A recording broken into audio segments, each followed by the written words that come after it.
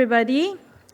Welcome to Prep Cluster 3, You, Me, Them, Championing Rights.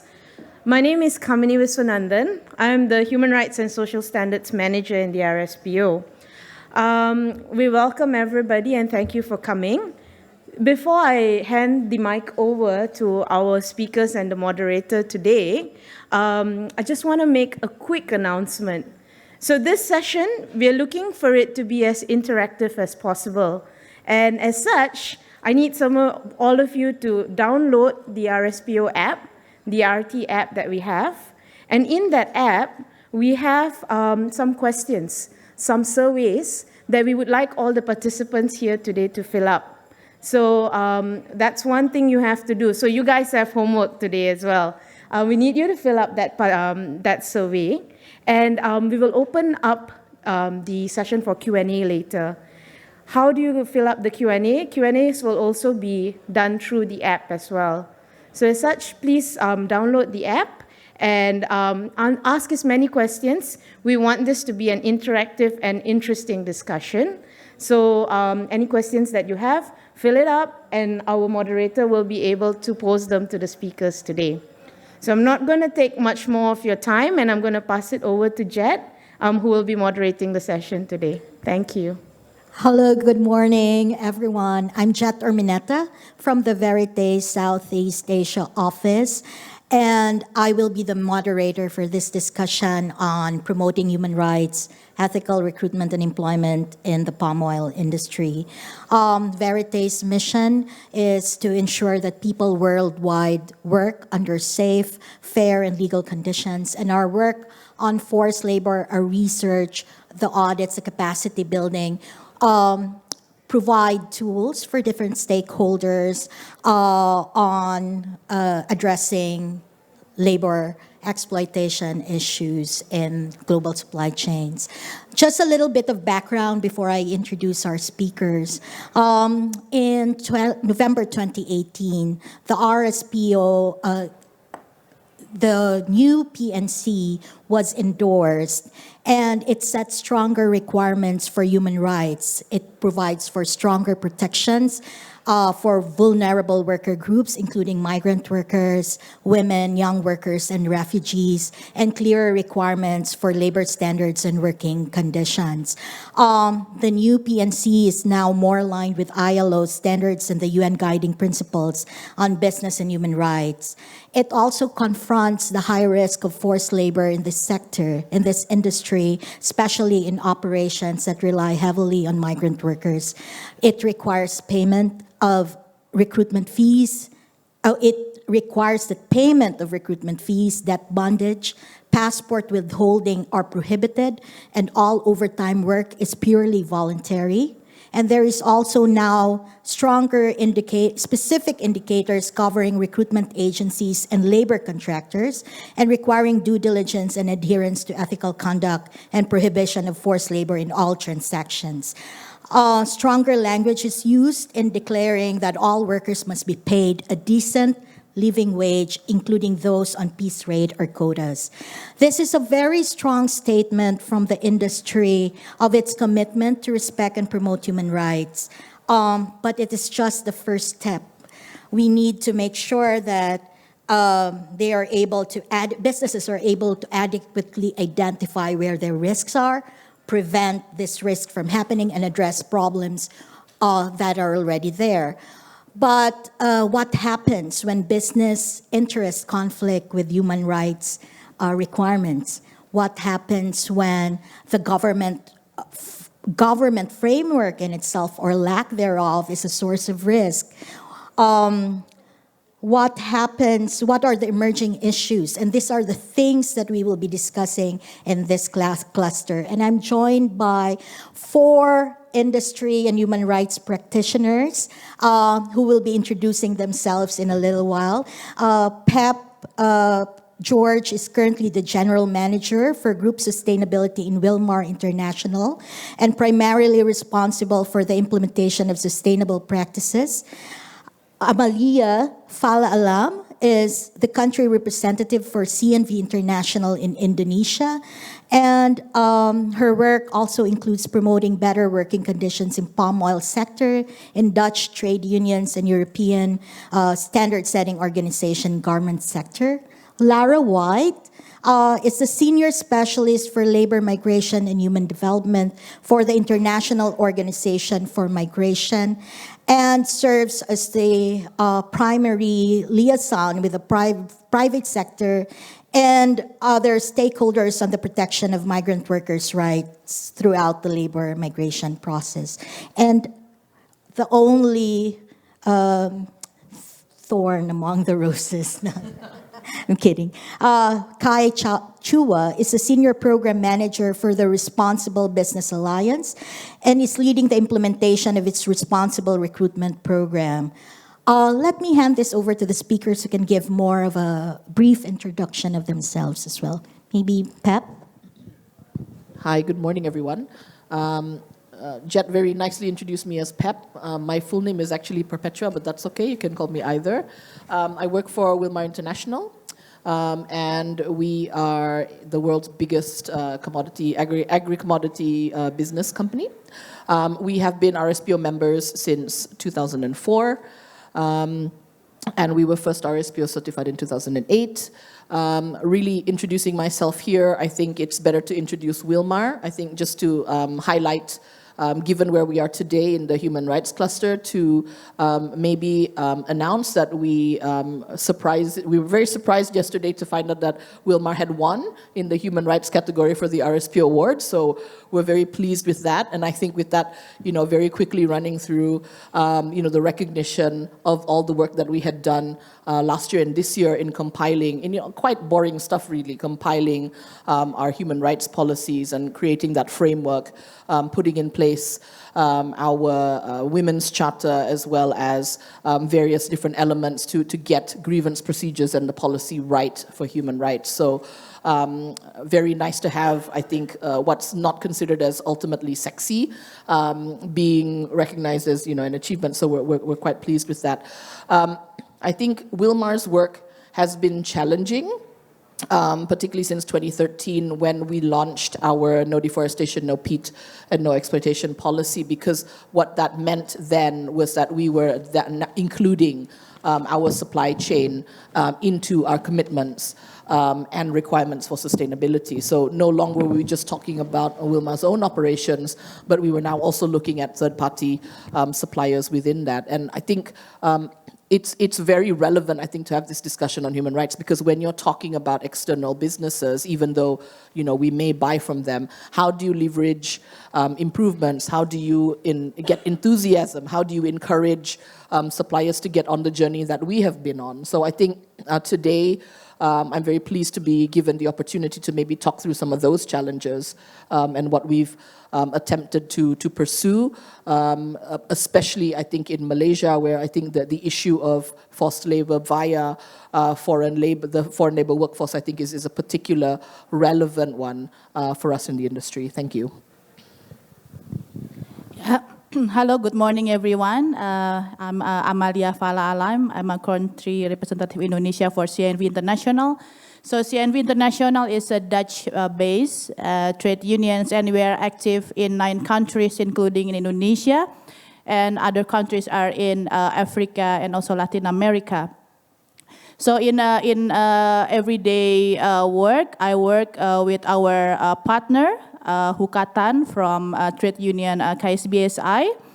And even though we are trade union, we are also working together with the Indonesia Palm Oil Business Association, GAPKI, and also ILO. So we try to make a bridging or make a bridge between trade unions with other stakeholders, and including, of course, RSPO.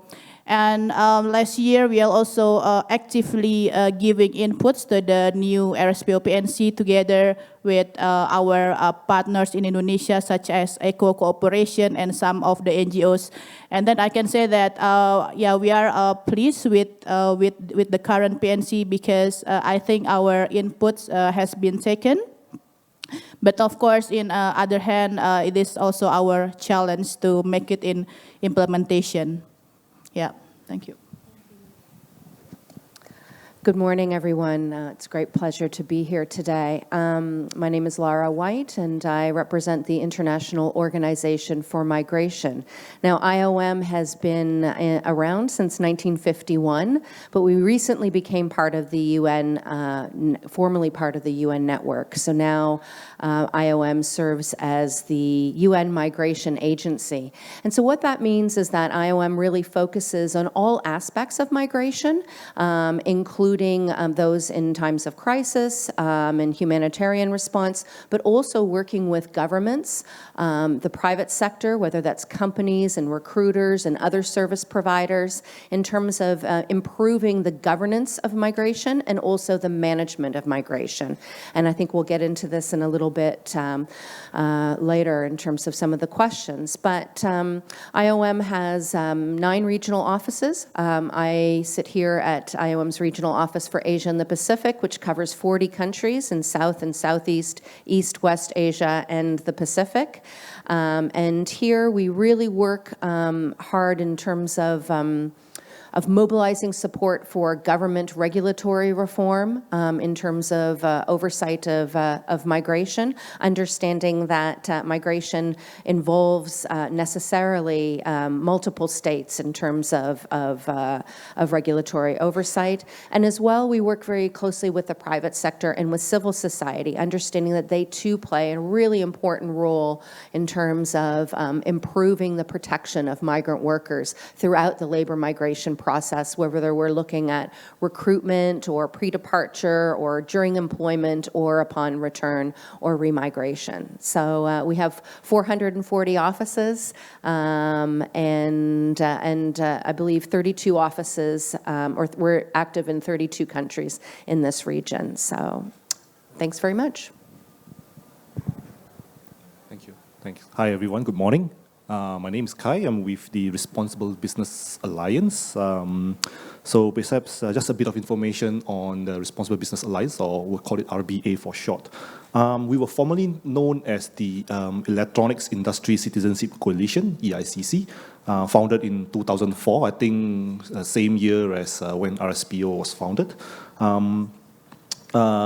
We are again, a non-profit organization made up of companies in primarily in the electronics, but also in the retail, toys, and automotive industry as well.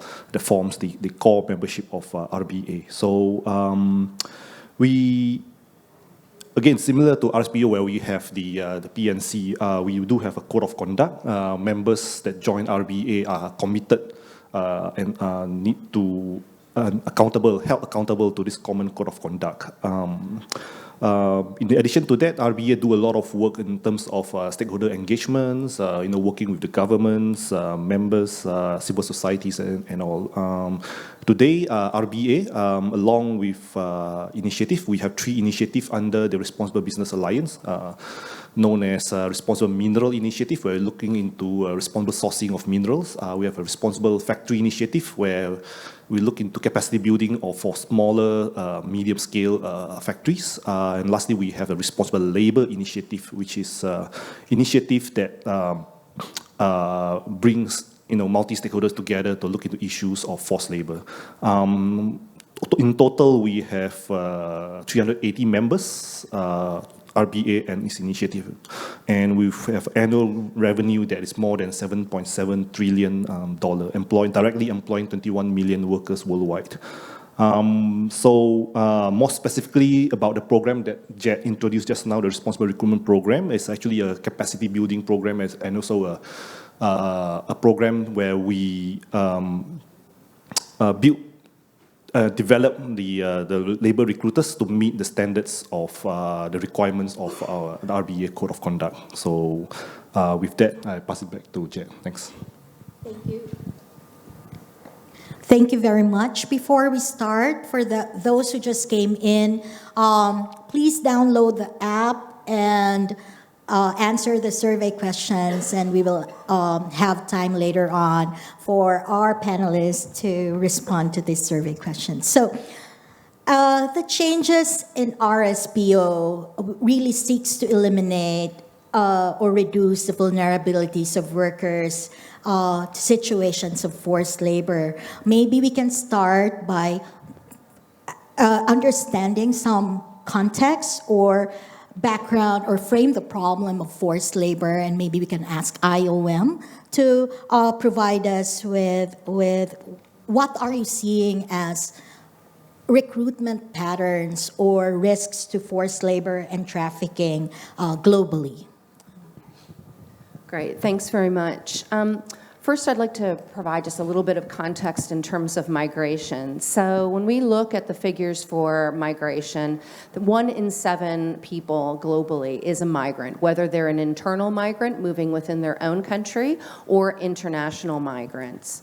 And 150 million international labor migrants and families, and there are 50 million irregular migrants. These are all estimates, of course, as well as 19.5 million refugees. So I think it's important to understand when we compare, because a lot of the discussion on migration focuses on refugees, but actually the vast majority of people who are on the move are moving for the purposes of employment, whether they're doing it through the legal pathways that have been established between and among countries, or whether they're going what we say is irregularly. So either entering irregularly or working when they don't have an appropriate work permit.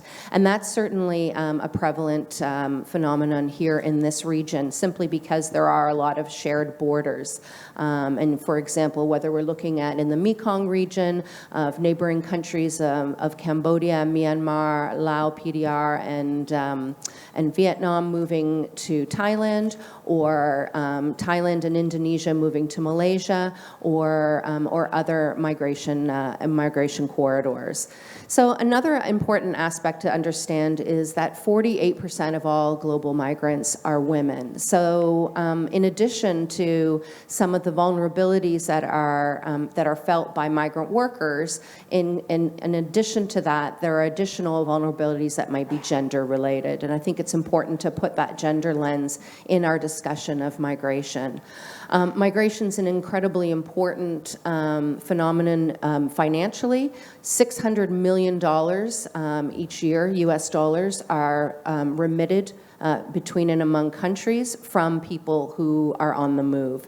So this impacts development both at the community level for families, and also it's important to acknowledge that migration impacts positively the communities of destination as well. That in fact many industries and many employers would not thrive without access to appropriate labor force, and that labor force often comes through migration.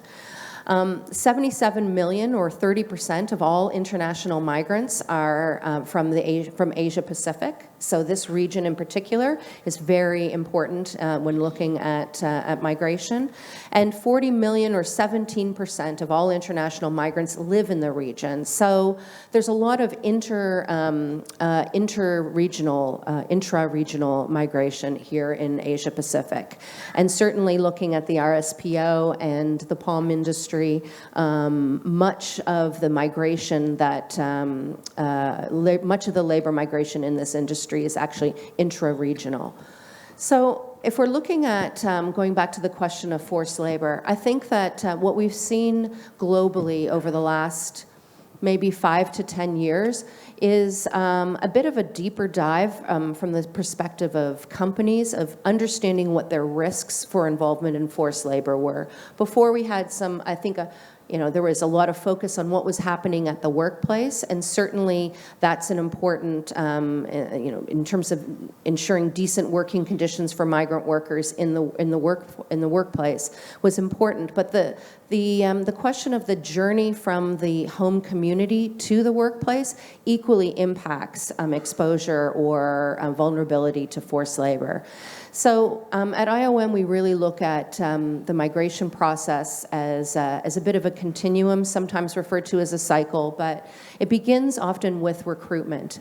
And this is how migrant workers in their communities find out about opportunities to work abroad, and how they are then selected and and basically how they are facilitated to move to these opportunities in employment. And what we found, and in great part due to social audit and some of the workplace analysis, has been that many of the problems begin with the recruitment phase. So basically, if a worker, and this would be true throughout all of the countries of Asia and the Pacific, is that the prevailing business model for recruitment, particularly for lower skilled workers, is that workers pay for the costs of recruitment and migration. And that cost can be very high and sometimes means multiple months, if not years worth of salary earned. And this puts them into a situation of bonded labor or forced labor. So when a worker arrives, they've already paid, they've already invested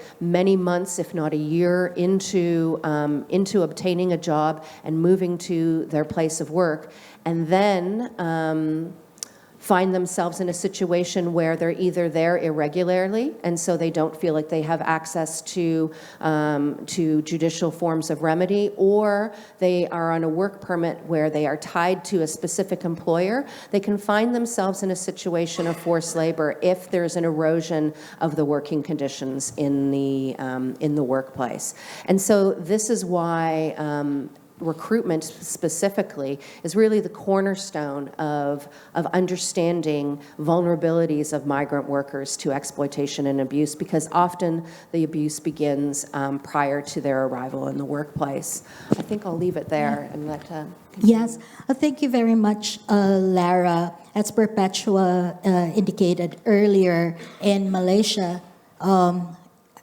there's a lot of focus now on the risks of forced labor, given that I think I'm not sure about my statistics, but more than 80% are migrant workers.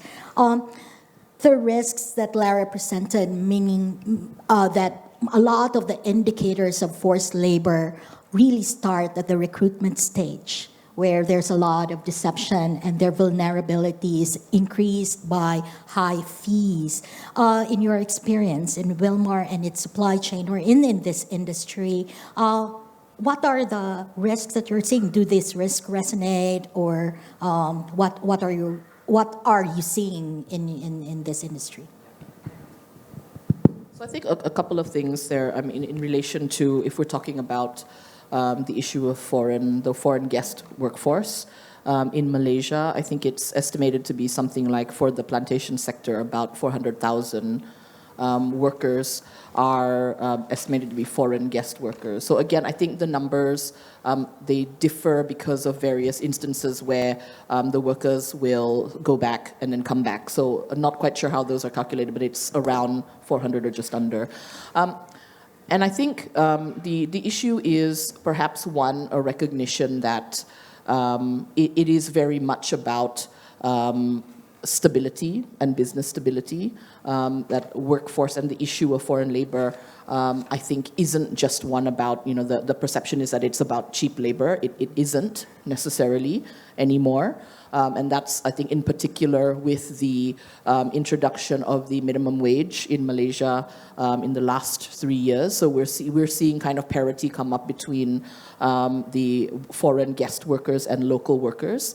But it's really about, I think, the issue of, and it's issues everywhere, right? It's your tomato pickers in the UK. It's your, the people working in the restaurant industry in Singapore. It's I'm a migrant worker myself.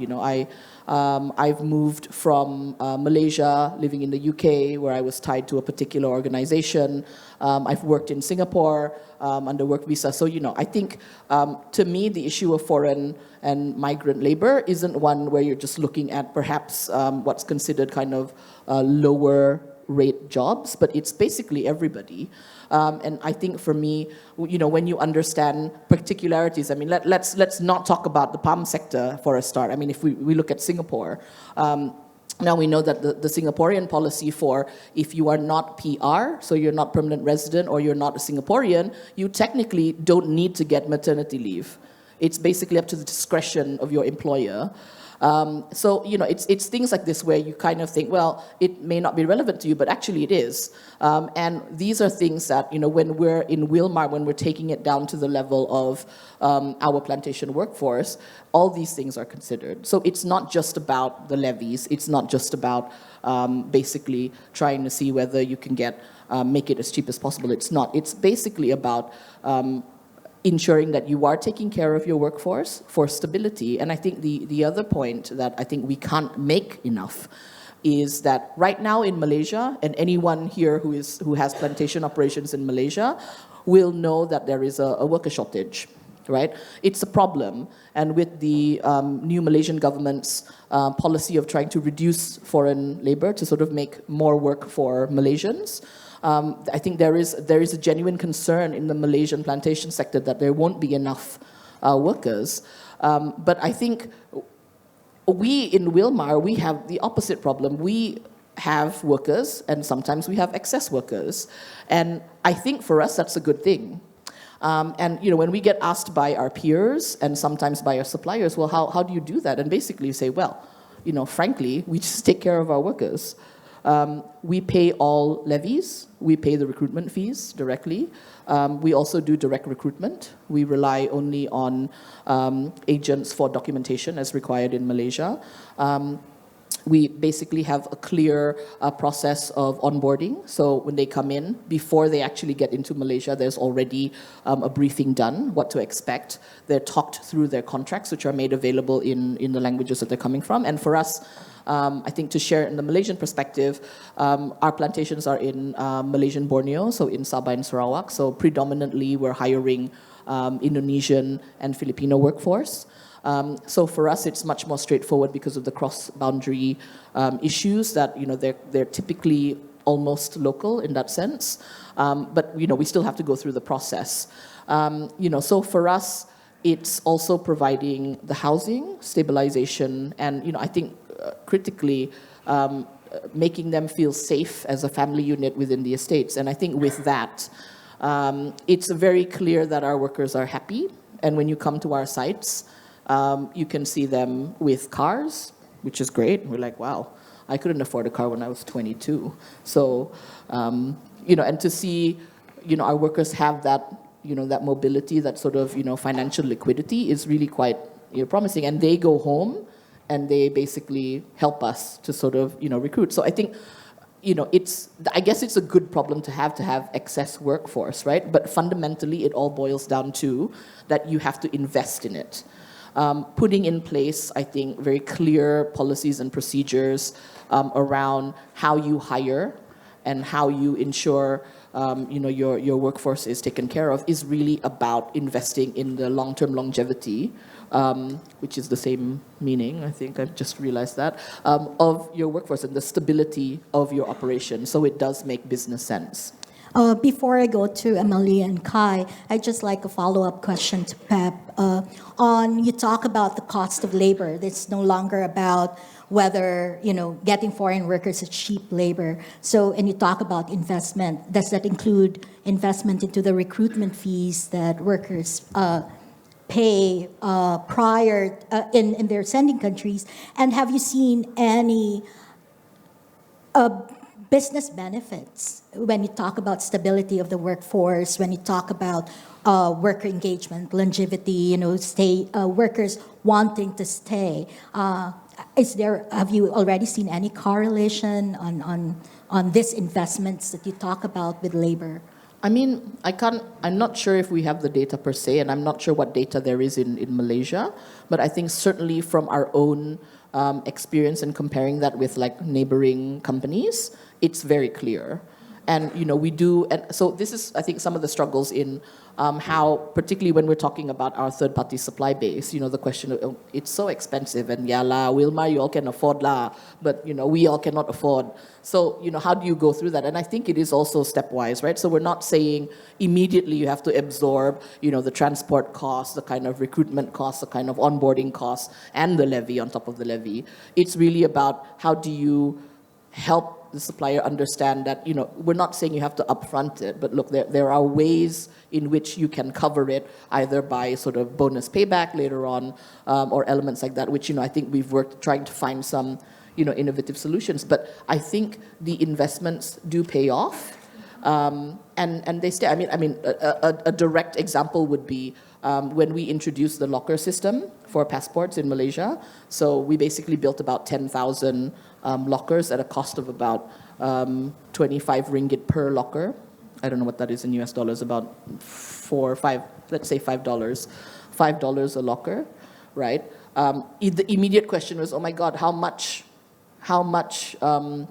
many problems, or what was your abscondment rate? And basically we saw from that, there was no difference. So basically we went from being almost zero to almost zero. So I think, again, the recognition, but from the payback from that, when we spoke to the workers, they were sort of like, I feel much more appreciated. I feel safer. I feel like Wilmar is protecting me.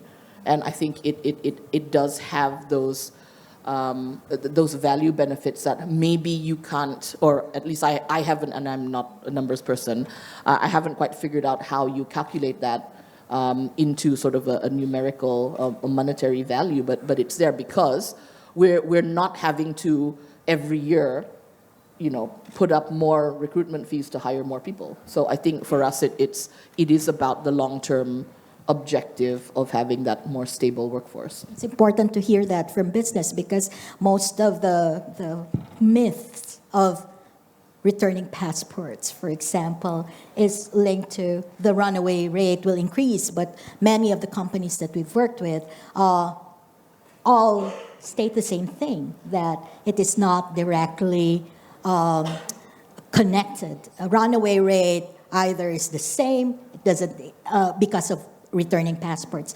To Amalia, because in Indonesia, Lara pointed out that risks to forced labor include internal migration, internal migrants. What are you seeing on the ground in terms of either ethical recruitment or employment, risks to ethical recruitment and employment? Yeah, thank you.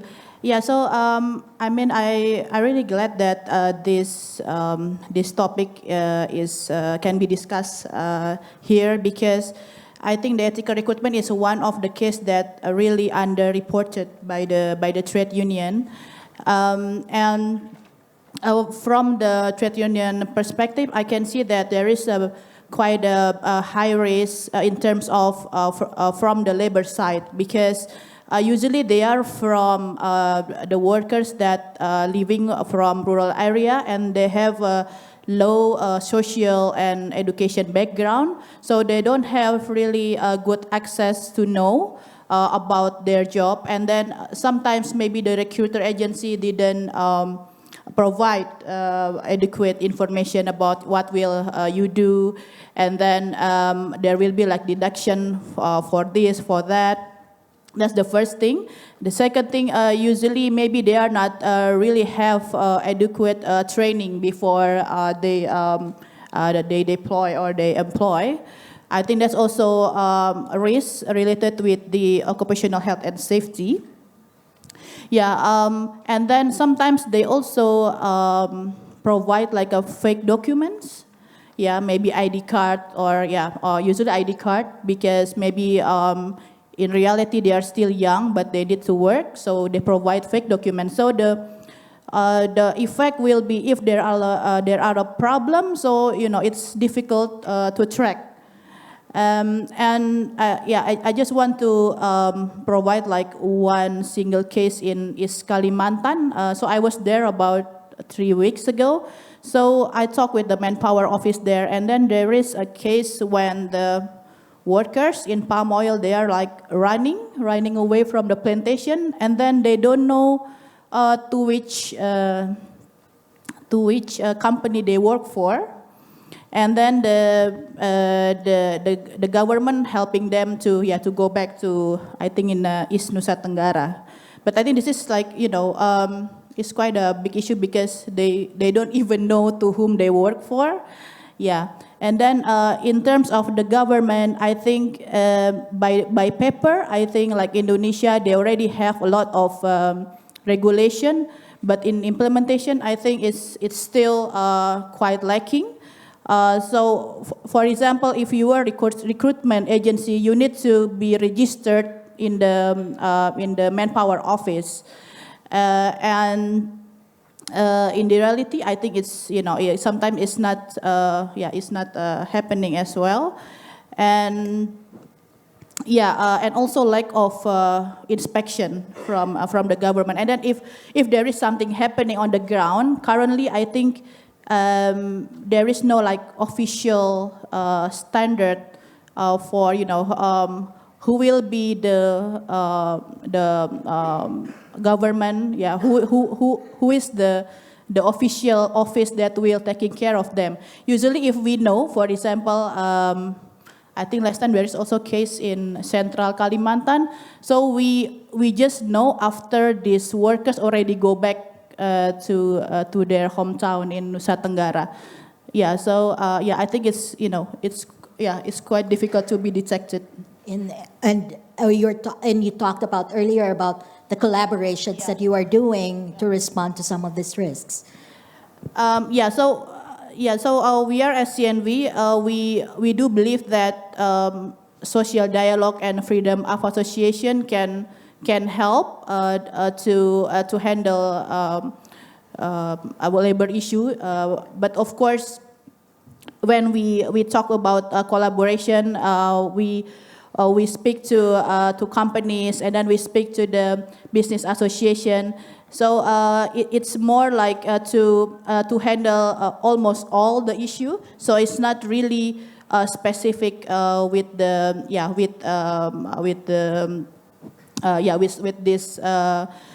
this issue.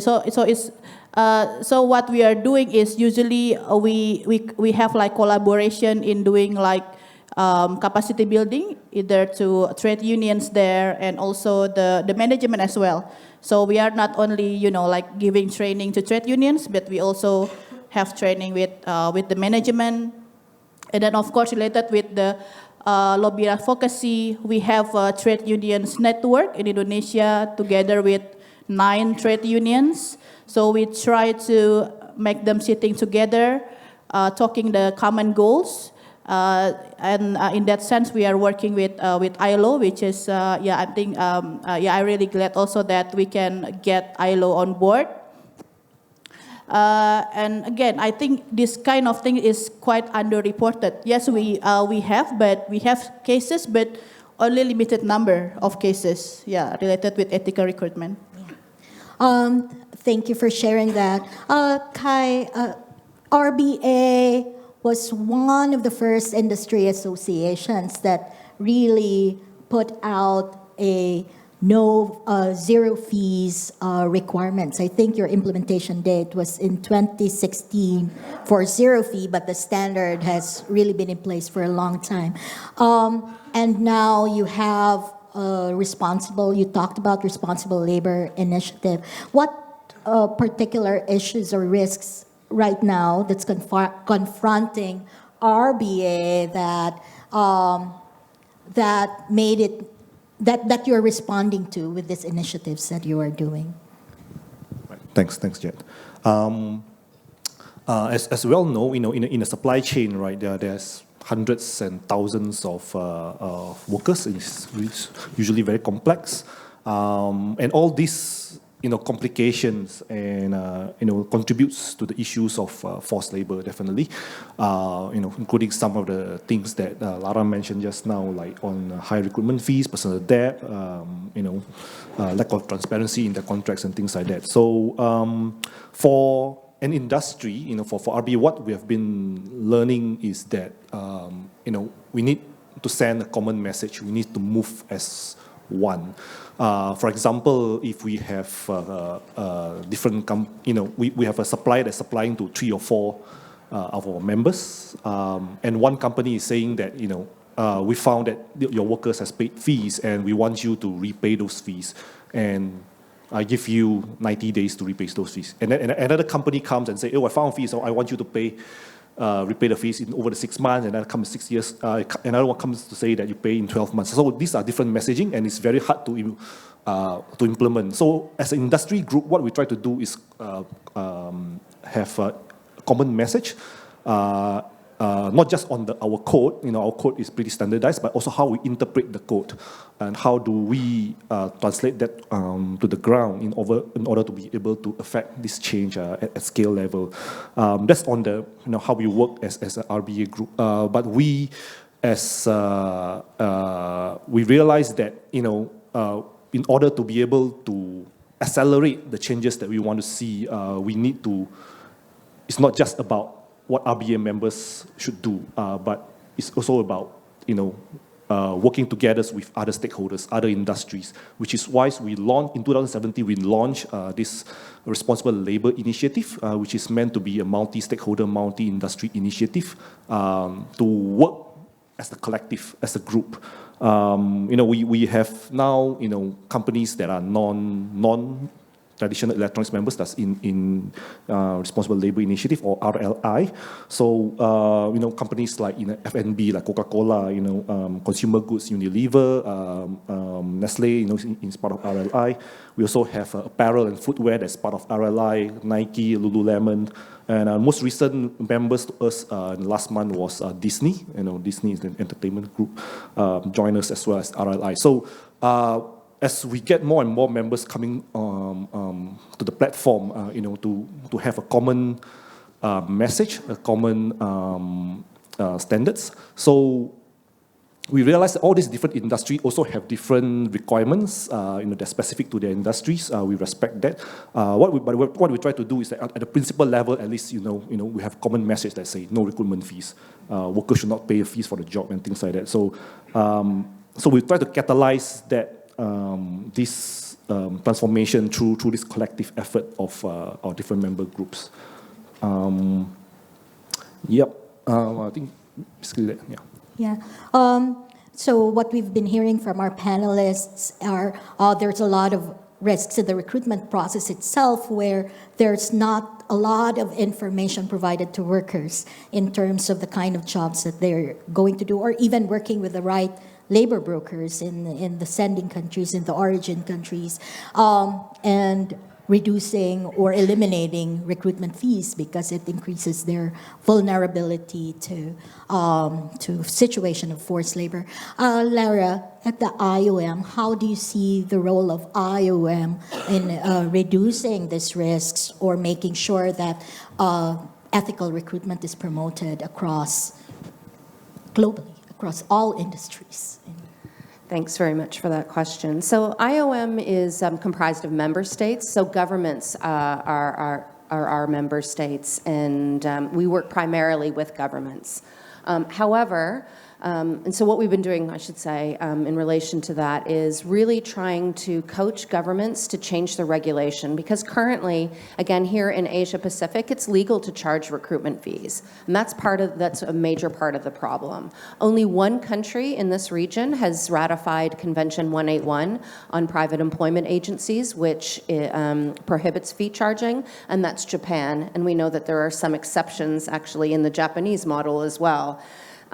So one of the major problems that we see is really that the prevailing model, again, of recruitment is predicated on workers paying for the costs of recruitment and employment. And even prior to that, there was a problem because there was really no working definition of ethical recruitment or responsible recruitment or fair recruitment. And nor was there a definition of recruitment fees. The ILO, in collaboration with IOM and others, and through their tripartite mechanism, now has some very clear definitions in terms of what is ethical recruitment, and again, what is a recruitment fee and related cost. And I think that all of you, when you're looking to your policy work, should really strive to align yourself with these international standards, because these are the standards that are going to be implemented by RBA and all of the multinational buyers and suppliers that are committed to decent work and ethical recruitment.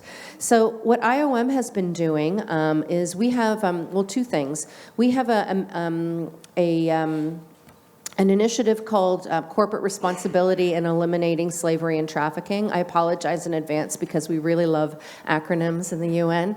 But CREST, as it's known, is basically it's a program that's really designed to work with the private sector, to work with employers, to work with buyers, and also to work with recruitment agencies in order to kind of inform them about issues related to migration, be able to identify risks in their labor supply chains that may impact their operations, to try and guide them towards improved policy development, and also to better understand their labor supply chains. So one of the initiatives that we have through CRUST is that we conduct what we call labor supply chain analysis, because we really do believe that transparency is the beginning, and it's the beginning for all of this work.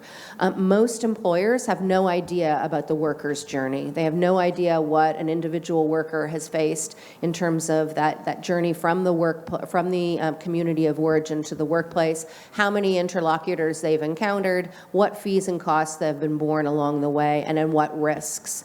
And that lack of transparency provides a great risk for the business. So an employer may, in good conscience, say, okay, well, I'm going to pay the costs of recruitment, and then they pay a labor broker or a recruitment agency in order to find available workers, only to discover that actually that person has then subcontracted sometimes multiple times.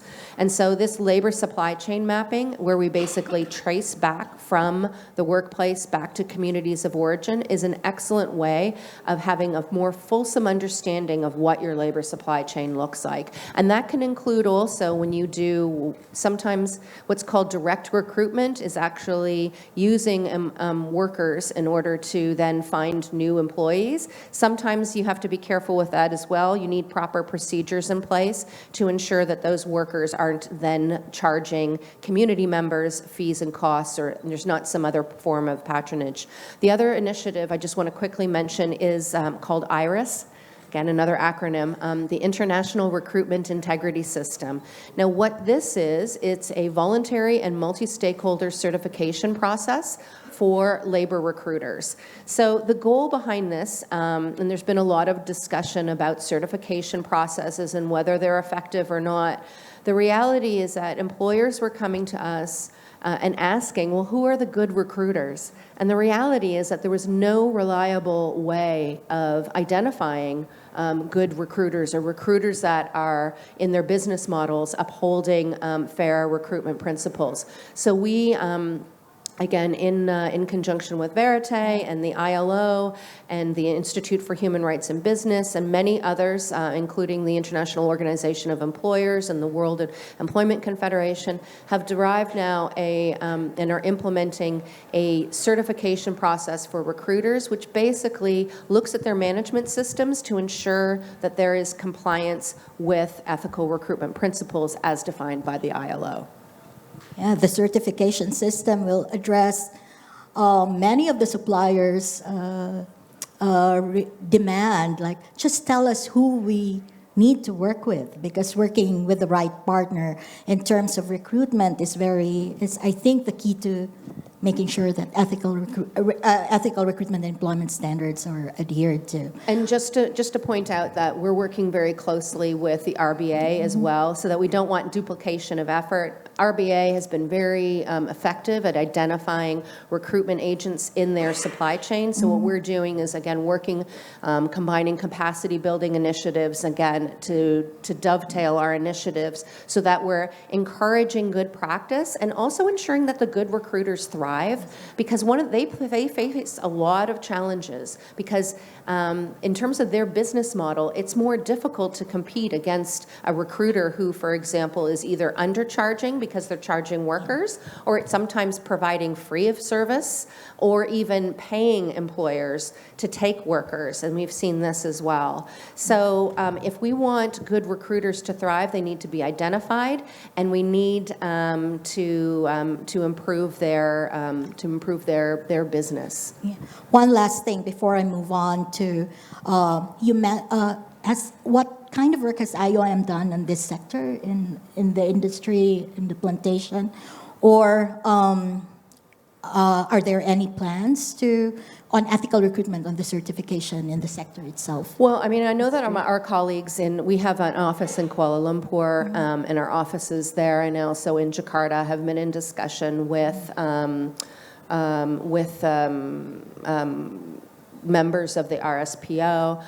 We're in the process right now of working with Earthworm Foundation also to do a bit of a study and looking at, again, labor supply chain analysis within the palm industry. And I believe that report should be due out in the coming months. And actually, some of this work actually began with Wilmar. We developed and delivered a training for TFT, now known as Earthworm Foundation, to basically help social auditors who are working in the environmental space to be able to better identify risks of forced labor. And so that was in 2015, and I think there's been a steady evolution. That was upon Wilmar's adoption of your no forced labor policy.